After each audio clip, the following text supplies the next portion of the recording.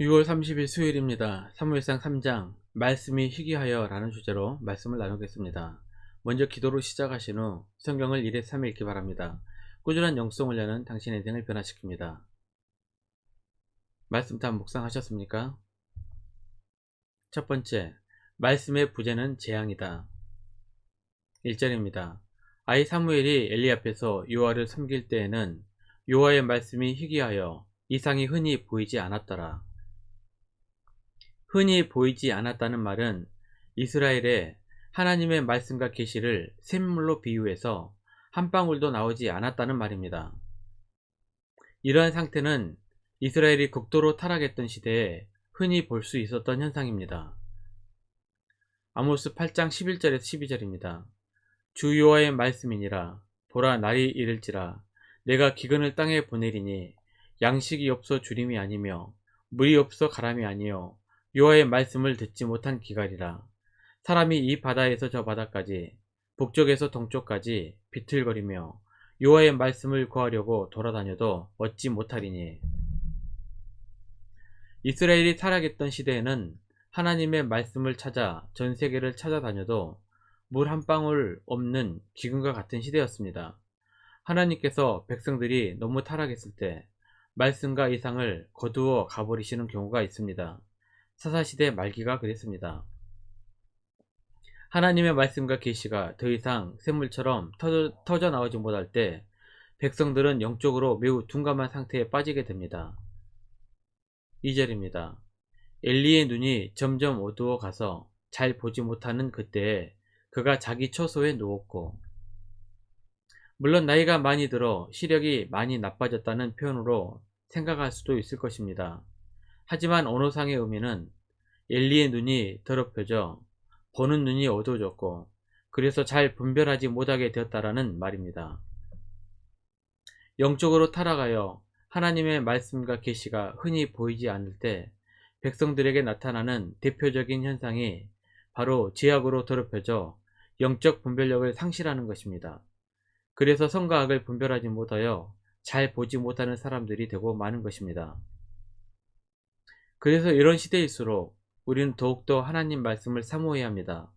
하나님의 말씀이 없어지면 우리는 엘리처럼 영적으로 둔해지고 무감각해지기 때문입니다. 엘리가 영적으로 무감각해져 분별력을 잃게 되었을 때 어떤 일이 벌어집니까? 4절입니다.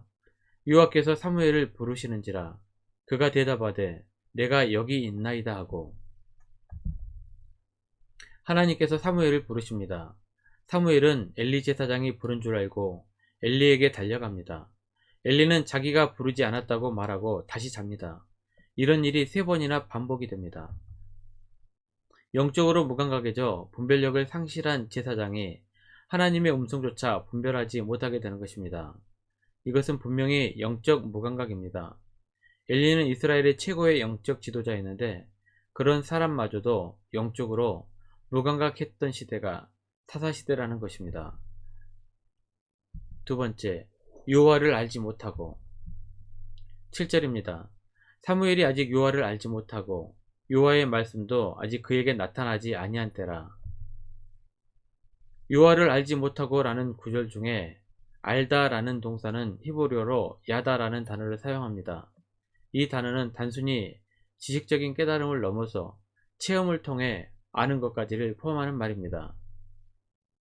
사무엘이 여호와를 알지 못했다는 말은 율법과 지식으로는 배워서 여호와에 대해서 알고 있었으나 하나님을 인격적으로 만난 경험이 아직 없다는 말입니다. 우리도 교회 다니면서 하나님에 대해서 많이 듣고 배워서 알 수는 있습니다. 하지만 하나님을 인격적으로 만나지 못한다면 하나님을 알지 못한 것입니다. 머리로만 배워서 아는 것은 하나님을 온전히 아는 것이 아닙니다.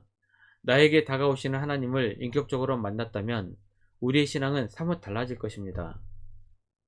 호세아 6장 3절입니다. 그러므로 우리가 여호와를 알자, 힘써 여호와를 알자. 그의 나타나심은 새벽빛 같이 어김없나니 비와 같이 땅을 적시는 늦은 비와 같이 우리에게 임하시리라 하니라. 평면목을 통하여 하나님을 아는데 힘쓰시기를 바랍니다.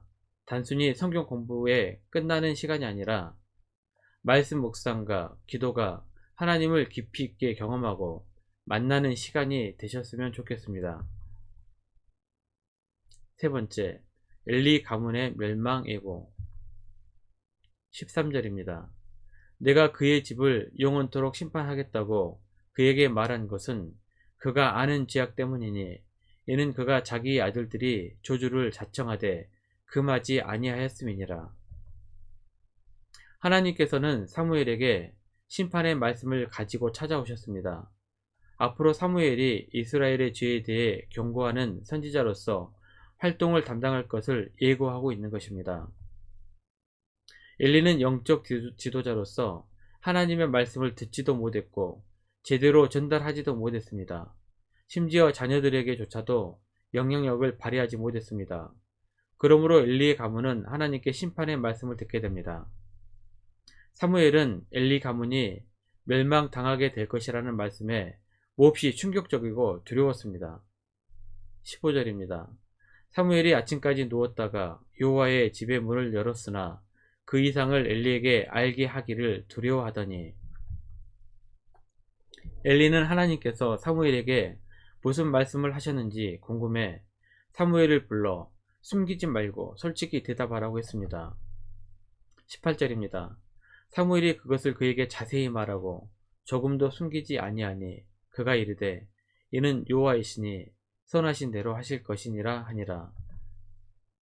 사무엘이 하나님께로부터 들은 이 충격적인 말씀을 엘리에게 전했을 때 엘리의 반응은 굉장히 의아합니다. 엘리는 이처럼 무서운 심판의 말씀을 듣고도 옷을 찢고 회개한 참회의 모습은 보이지 않습니다. 이 심판의 메시지는 처음 듣는 것도 아니고 두 번째 듣는 것입니다. 그렇다면 엘리는 경각심을 가지고 하나님 앞에 엎드리고 회개해야 합니다. 엘리의 신앙의 태도를 얼핏 살펴볼 수 있습니다. 엘리는 죄에 대해 너무 미온적이었습니다. 죄를 죄로 인식하지 못하고 하나님의 심판을 두려워하지 않았습니다. 죄에 대해 무감각하고 분별력이 없었다는 말입니다. 지금 이 시대도 죄에 대해 너무 미온적이고 관대한 시대입니다. 죄를 지었다면 두려워할 줄도 알아야 하고 하나님 앞에 회개해야 합니다. 만약 엘리가 하나님 앞에 회개했다면 그리고 목숨 걸고 죄와 싸워 이겼다면 엘리 가문은 적어도 심판은 피했을 것입니다. 이 심판의 메시지가 선포된 이후 약 10년 이상 지난 후에야 엘리의 가족은 비참한 최후를 맞게 됩니다.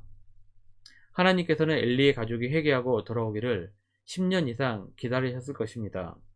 하지만 엘리의 가족이 돌아오지 않자 끝내 심판을 하신 것입니다. 말씀 요약합니다. 첫 번째, 혼란스러운 시대일수록 하나님의 말씀으로 돌아가야 합니다. 말씀의 부재는 재앙이기 때문입니다. 두 번째, 죄에 민감해야 합니다. 죄를 지었다면 철저히 회개하고 돌이키면 됩니다. 1년 성경 일독 주간 계획입니다. 오늘은 수요일 시편 115편부터 117편까지 말씀을 천천히 묵상하십시오. 6월 중보 기도 제목입니다. 5가지 기도 제목 놓고 기도하시고 또 교회를 위해서 기도하시고 개인 기도의 시간을 충분히 가지시길 바랍니다. 가정에서 기도하시기 힘드신 분들은 교회에 나오셔서 주중 기도의 시간을 이용하시면 됩니다. 주중 기도의 시간은 새벽 6시부터 밤 10시까지입니다. 편하신 시간에 정기적으로 나오셔서 하나님과 교제 시간을 가지시길 바랍니다. 하루 30분씩 최선을 다하시기 바랍니다. 그러면 여러분의 삶이 변화될 것입니다.